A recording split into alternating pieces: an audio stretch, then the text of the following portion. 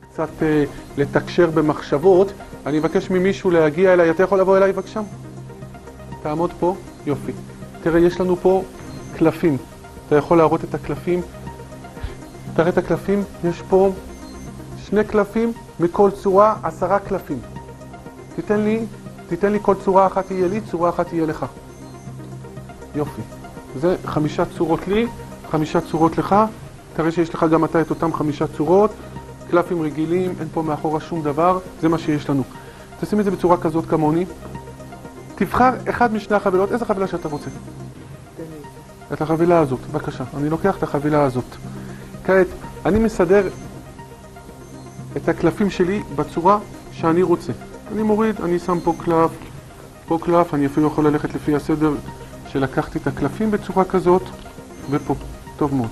עכשיו, תערבב את הקלפים שלך בבקשה, תערבב אותם, מצוין, ותניח אותם הפוך, תהפוך, יופי. תניח אותם בצורה כזאת, כעת.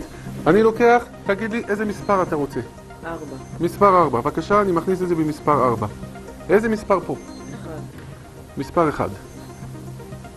איזה מספר פה? 3. מספר 3.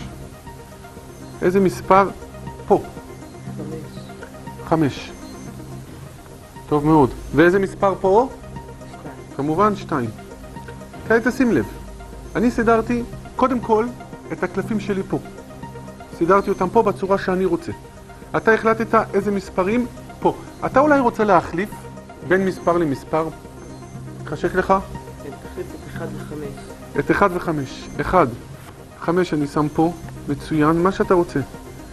ואת 5 אני שם בצורה כזאת. יופי.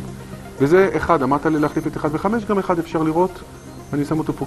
כי אתה מאמין שאני הצלחתי לתקשר איתך ולסדר את זה בצורה שאני רוצה, אז תשים לב. אם אני אהפוך את זה, תסתכל מה קרה. ואני הנחתי קלפים לפניך, ונתתי לך אפשרות להחליף. עשית מה שרצית, בבקשה שים לב.